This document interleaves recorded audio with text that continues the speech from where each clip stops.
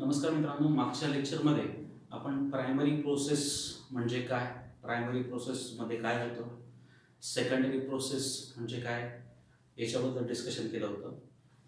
आता पुढचा जो पार्ट आहे त्याच्यामध्ये आपण बघतोय consequences of light absorption by atom. एखादा ॲटम ज्यावेळेस लाईट रेडिएशन ॲब्सॉर्ब करतो त्यावेळेस त्याचे परिणाम काय होतात ते आपण बघणार आहोत. ठीक आहे. आपल्याला फळ्यावर इथे हे खालच्या काही एनर्जी लेवल दिसत आहेत, त्याला आपण S0 म्हणतोय, त्याला आपण काय म्हणतोय ग्राउंड स्टेट, आणि त्याच्या वरती ज्या आहेत त्या एनर्जी लेवल्सला आपण S1 म्हणतोय, त्याला काय म्हणतोय एक्साइटेड स्टेट. ठीक आहे. सपोज एखादा ॲटम आहे तो सध्या कुठे आहे, ग्राउंड स्टेटला आहे. त्याने काय ॲब्सॉर्ब केलं आहे, लाईट ॲब्सॉर्ब केलं. लाईट ॲब्सॉर्ब केल्यामुळे तो ॲक्टिवेट झाला आणि ॲक्टिवेट होऊन तो कोणत्या स्टेटला गेला आहे, आता कुठल्या स्टेटला जातोय, तो एक्साइटेड स्टेटला जातोय. ठीक आहे. मग एक्साइटेड स्टेट कशी असते, अनस्टेबल असते, एनर्जेटिक असते. त्या ठिकाणी तो जो ॲटम आहे तो मॉलिक्यूल किंवा तो ॲटम तिथे जास्त वेळ राहत नाही, तो परत रिटर्न कुठे होतोय, ग्राउंड स्टेटला रिटर्न होतोय. मग तो ग्राउंड स्टेटला रिटर्न होत असताना तो आपल्याला काही व्हेरियस फिनॉमिनॉन्स दाखवतो.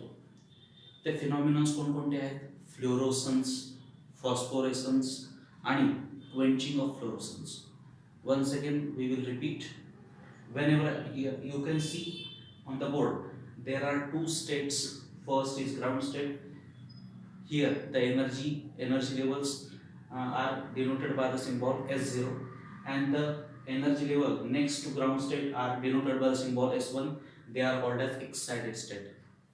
Whenever atom or molecule will absorb radiation, it will get activated and will go into higher energy level, that is into excited state.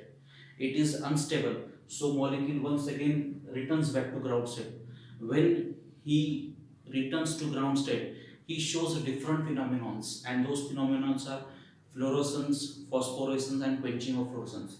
So what are these phenomenons? Let us see this. Okay, first we will see fluorescence. मित्रांनो, आपण concept बघतोय आता fluorescence बद्दल. काय म्हटलं याच्यामध्ये, and electronically excited atom when returns to ground state, the absorbed light by the molecule is re-emitted at different wavelengths during the time period of 10⁻⁻⁸ second. Suppose परत आता आपण बघूया, ग्राउंड स्टेट आहे आणि वरची कोणती एक्साइटेड स्टेट. हा molecule आहे, या मॉलिक्यूलने रेडिएशन ॲब्सॉर्ब केलं, कोणतं HNA काय दाखवतोय, ॲब्सॉर्ब रेडिएशन. रेडिएशन ॲब्सॉर्ब केल्यामुळे तो ॲक्टिवेट झाला आणि तो कोणत्या स्टेटला गेला, एक्साइटेड स्टेटला गेला. एक्साइटेड स्टेट कशी, हायली एनर्जेटिक आहे, त्यामुळे ती अनस्टेबल आहे. त्याने तो जेवढा लाईट ॲब्सॉर्ब केला आहे तेवढा लाईट तो परत काय करणार आहे, परत रिएमिट करणार आहे. काय करणार आहे, रिएमिट करणार आहे ॲट डिफरंट वेवलेंथ्स. तो लाईट रिएमिट करतो, पण कुठे, ॲट डिफरंट वेवलेंथ.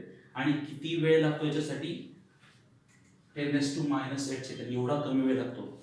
मग अशा वेळेस जो लाईट तो रिएमिट करतो, तो लाईट रिएमिट केल्यानंतर जे आपल्याला फिनॉमिनन निर्माण होतो त्या फिनॉमिननला आपण काय म्हणणार आहोत, फ्लोरोसन्स.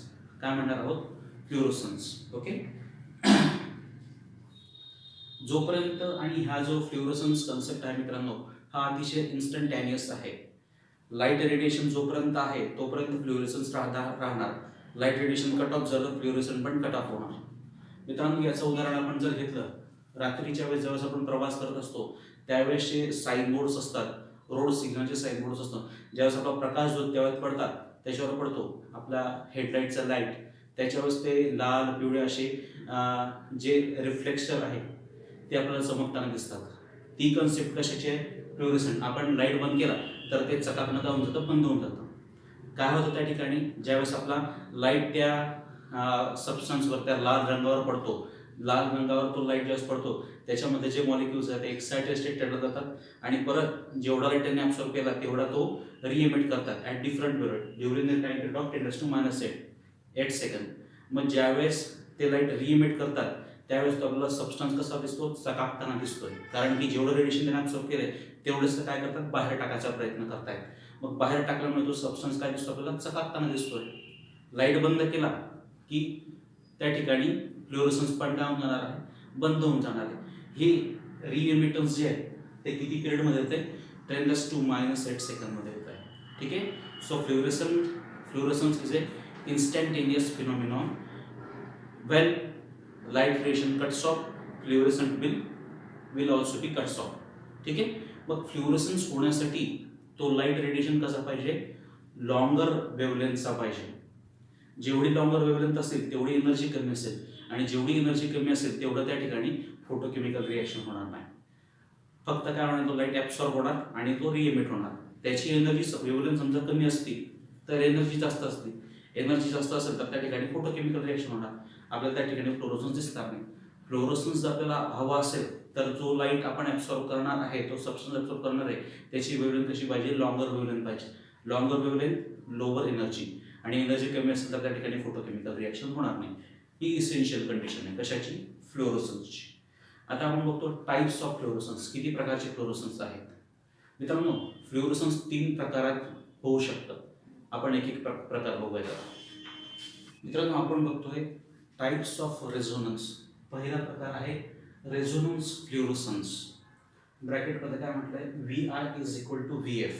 VI म्हणजे काय, इंटेन्सिटी ऑफ ॲब्सॉर्ब रेडिएशन, आणि VF म्हणजे काय, इंटेन्सिटी ऑफ फ्लोरोसंट रेडिएशन. ठीक आहे.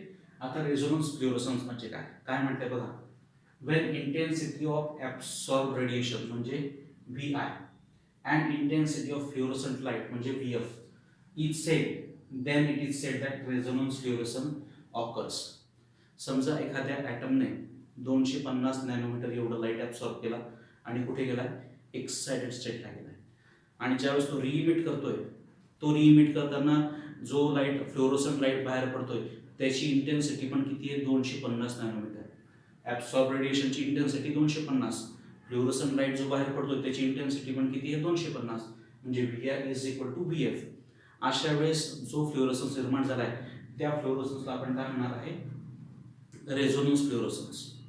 काय होतं मित्रांनो रेझोनन्स फ्लोरोसन्समध्ये, ज्यावेळेस तो लाईट रिइमिट होतो, तो रिइमिट होत असताना तो कुठल्याच मॉलिक्युलशी तो कोलाइड करत नाही किंवा त्याची एनर्जी तो ट्रान्सफर करत नाही. सरळ तो कुठे येतो, ग्राउंड स्टेटला येतो. त्याचं कोलिजन होत नाही, त्यामुळे त्याचा एनर्जी लॉस होत नाही, एनर्जी ट्रान्सफर केला जात नाही. त्यामुळे इंटेन्सिटी ऑफ ॲब्सॉर्ब रेडिएशन आणि इंटेन्सिटी ऑफ फ्लोरोसंट रेडिएशन कशी असणार आहे, सारखी असणार आहे. हा जो रेझोनन्सचा प्रकार आहे त्याला आपण काय, हा जो फ्लोरोसन्सचा प्रकार आहे त्याला आपण काय म्हणणार आहे, रेझोनन्स फ्लोरोसन्स. ठीक आहे. आता सेकंड फ्लोरोसन्स बघणार आपण, वीक फ्लोरोसन्स. दुसरा प्रकार आहे मित्रांनो वीक फ्लोरोसन्स. काय म्हटलंय, VI is greater than VF. या वीक फ्लोरोसन्समध्ये काय होतं मित्रांनो, एखादा ॲटम लाईट रेडिएशन ॲब्सॉर्ब करतो. सपोज त्याने परत फॉर एक्झाम्पल VI म्हणजे लाईट ॲब्सॉर्ब केला. किती लाईट ॲब्सॉर्ब केला, 250 नॅनोमीटर्स एवढं त्याने लाईट ॲब्सॉर्ब केला, आणि कुठल्या स्टेट गेला, एक्साइटेड स्टेटला. एक्साइटेड स्टेटला गेल्यानंतर तो परत लाईट रिइमिट करतो. जो लाईट रिइमिट करतोय, जो फ्लोरोसंट लाईट तो बाहेर टाकतोय म्हणजे VF, त्याची फ्रिक्वेन्सी सपोज असेल 200 नॅनोमीटर. जेवढा लाईट ॲब्सॉर्ब केला त्याच्यापेक्षा कमी लाईट त्याने फ्लोरोसन्सच्या स्वरूपातून बाहेर टाकलेला आहे, म्हणजे इंटेन्सिटी कशी झाली, कमी झाली फ्लोरोसंट लाईटची. म्हणून त्याला आपण काय म्हणतो, वीक फ्लोरोसन्स.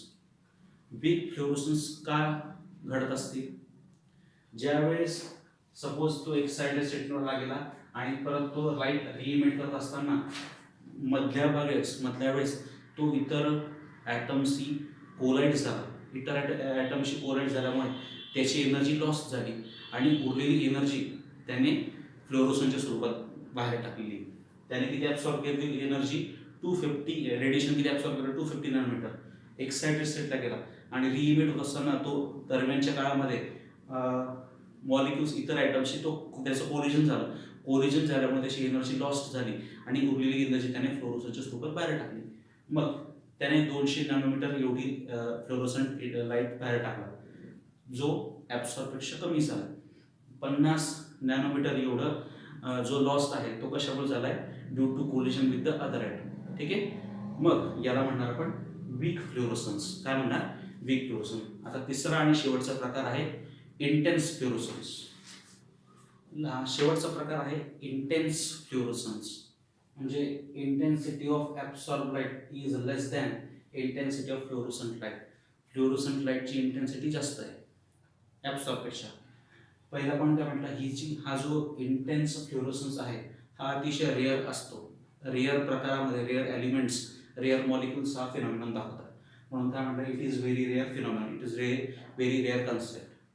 काय होतं त्याच्यामध्ये, here intensity of fluorescent light VF is greater than intensity of absorb light.